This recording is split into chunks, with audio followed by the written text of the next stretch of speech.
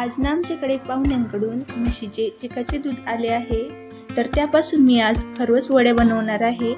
चला तर मग रेसिपीला सुरुवात करूया। तर या ठिकाणी मी 1 लिटर चिकाचे दूध घेतले आहे। हे दुसऱ्या दिवशीचे चिकाचे दूध आहे, म्हणून यामध्ये मी फक्त अर्धा कप पाणी घालून घेतले आहे आणि 1 वाटी साखर घालून घेतली आहे। याऐवजी तुम्ही गूळ देखील वापरू शकता आणि साखरेचे प्रमाण देखील तुम्ही तुमच्या आवडीनुसार कमी जास्त करू शकता।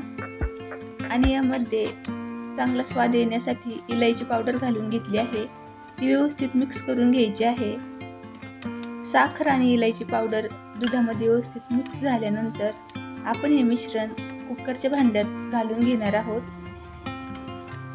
तर या ठिकाणी मी कुकरची 2 डबे घेतले आहेत, दूध थोडं जास्त आहे त्यामुळे। तर दोन्ही डब्यात हे दूध काढून घेत आहे।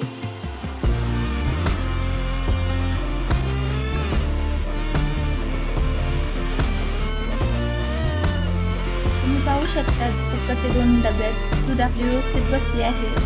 आता गॅसवरती मी कुकर ठेवला आहे आणि त्यामध्ये स्टँड ठेवला आहे आणि हे दूध घालून घेतलेले दोन्ही डबे कुकरमध्ये ठेवून घेत आहे आणि डब्यावरती झाकण ठेवायचं आहे।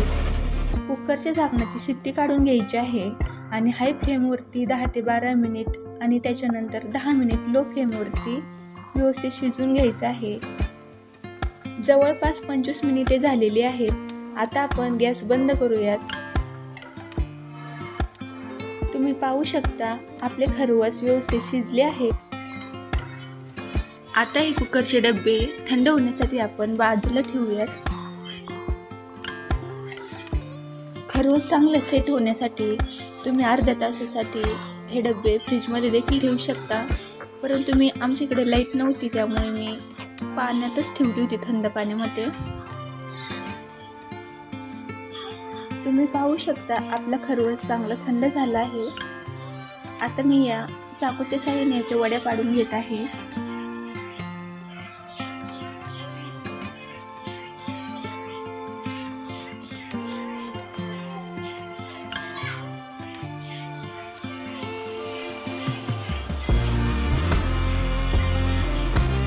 खूप सोपी पद्धत आहे आणि करायला देखील थोडा वेळ लागतो।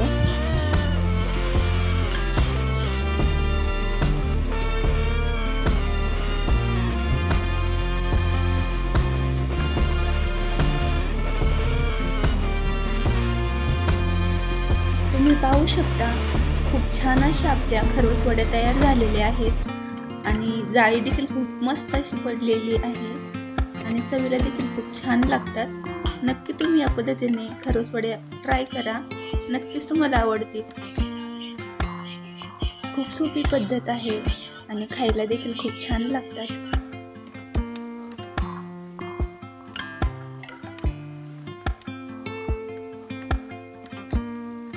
तुम्ही पाहू शकता सर्व वड्या मी काढून घेतल्या आहेत। जर तुम्हाला व्हिडिओ आवडला असेल तर व्हिडिओला लाईक, शेअर आणि चॅनलला सबस्क्राईब नक्की करा। व्हिडिओ पाहिल्याबद्दल धन्यवाद।